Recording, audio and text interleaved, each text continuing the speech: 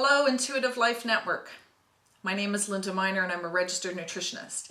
In this video, we're going to set the goal to take some of the choices that you've been making up to this point that maybe have not been quite as good and switching them for some better choices. Okay, let's start with pasta. On my last video, you saw that I made a lasagna and I used whole wheat noodles. This is a very easy switch. This is probably the easiest one to make here. Switching from white flour to whole wheat flour, or even multigrain if you can find it. That's even better. This is not a difficult choice to make. You're going to be covering the pasta up with sauce anyway and cheese, and so you're not even going to notice the difference. If you think you are going to notice a difference, then start 50-50 with this. 50% of this, 50% of that, and then gradually build up to where it's 100% of this. This is a way to incorporate more nutrients and more fiber into your diet and get rid of white flour, or as we nutritionists like to call it, white death. Okay, second choice. Also should be an easy choice, but not always an easy thing to follow through on. Potato chips. We have trans fats because they're deep fried, and any of the flavored ones usually have monosodium glutamate. Go to my website, myhealthybalance.com, and read my blog post on MSG, all the different names that it goes by, so it's often hidden, and all the symptoms that it can produce, including migraine headaches, diarrhea, upset stomach, nausea, all kinds of bad stuff. Okay, so we don't want to be having MSG and we don't want to be having trans fats. So here's a good alternative. Pretzels, and these ones are actually multigrain pretzels, and they have in them oat flour, wheat flour, cornmeal, millet, and rye. So that's great. You're getting a good variety of grains, which has more nutrients again in it. They're not fried, they're baked, and very filling because they also have fiber in them. So one serving of this actually has 2 grams of fiber in 28 or 25 pretzels. So that's great. Much better choice, low in fat, 0 trans fats. So you've got the munchies, this is what you should be grabbing for. Okay, let's move on to peanut butter. Now this is a jar of peanut butter that is all natural. So it is made with peanuts. The ingredient list is peanuts and salt. So when we open up this jar, here's what happens. Okay, now if you've never seen peanut butter like this, then you haven't been eating real peanut butter, because that's what it's supposed to do. Look how much oil is in here. There's probably about 1/4 cup of oil in this little jar here. That's the peanut oil that has naturally risen to the top. That's supposed to happen. Oh, it feels good on my hands. That's supposed to happen with peanut oil because it's separating from. And so you just stir it back in. That's how it goes. Now with this peanut butter, that is not going to happen. I could shake this for 2 days and it still wouldn't come out because it has hydrogenated fats. That's the solidified oils that have trans fats in them. So in this jar of peanut butter, when we look at the ingredient list, we have roasted peanuts, soybean oil, maltodextrose, there is your first sugar. Sorry, maltodextrin, sugar number 2, hydrogenated vegetable oil, which I just mentioned, that's got the trans fats in it, dextrose, another kind of sugar, and then salt. So we have 2 oils, soybean oil and hydrogenated vegetable oil, and 3 sugars, maltodextrin, sugar, and dextrose, okay? So you're paying a lot of money to get stuff that you don't want to be putting in your body. Buy this kind of peanut butter, add your own sugar to it if you want, you'd be better off. Not that I want you to do that, but if you're going to make a peanut butter and jam sandwich, the jam has got the sugar in it, or peanut butter and honey, the honey's got the sugar in it. You do not need to buy it in there. Okay, let's move on to chocolate.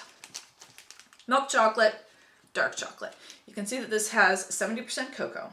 Now, one of the things that drives me crazy about food manufacturers is how they're allowed to do labeling. So this package here is 100 grams. You probably can't see that, but that's what it says.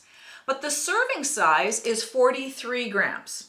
So 43 grams is not quite half of this. I don't know why they're using that random number, but it's 43 grams. So I actually had to do some math calculations because on this one, which is also 100 grams, the serving size is 30 grams. So, you know, when you read this label and it says calories, 230 calories, you probably assume that this entire chocolate bar has 230 calories, but that's not correct. It actually has 534 calories.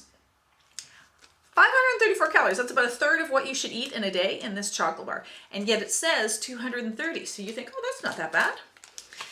Okay, when we do the calculations, fat in this, 30 grams of fat. This actually has 40 grams of fat because it's made with pure cocoa butter. Now here is a significant difference.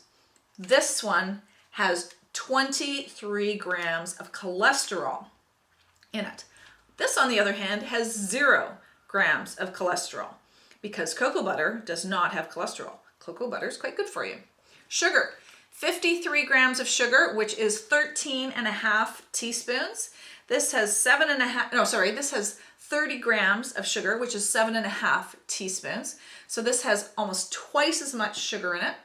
And protein for both of them is 7 grams. Okay, now if you'll recall from one of my previous videos, I talked about how important the carbohydrate to protein ratio is, the number of carbs compared to the number of protein. So in this one, the number of carbs compared to the amount of protein is a 9-to-1 ratio. So 9 times as many carbs as protein. That's going to spike your blood sugar. That's going to send it through the roof. That's going to lead you on the roller coaster.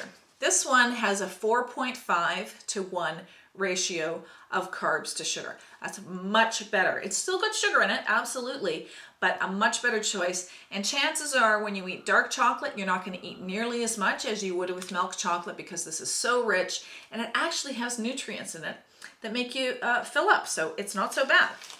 Okay, here's a bad one. Okay, when you see the word chewy, you know you're in trouble right away because chewy probably means sugary.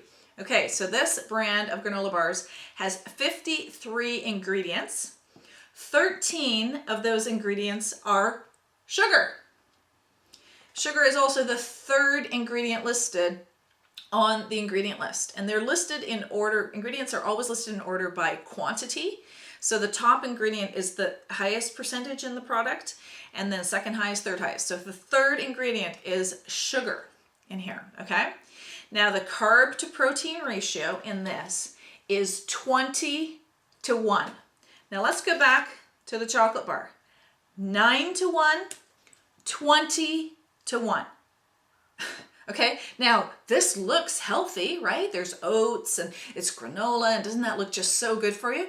You would be better off eating this chocolate bar in terms of what it will do to your blood sugar levels than this. This is going to be at least twice as bad for you. Plus, this has glucose, fructose, and high fructose corn syrup and other disgusting sugars in it.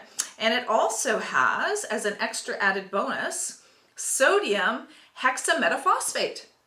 Isn't that exciting? Don't you want to put that in your body? I don't think so. The only grains that are in here are oats and wheat. Okay, this is not a good choice for anyone in your family. Cashew, on the other hand, is a company that I love. Listen to the first 9 ingredients on the Cashew package. Hard red winter wheat, oats, rye, barley, triticale, long grain brown rice, buckwheat, sesame seeds, whole almonds. Those are the first ingredients in here.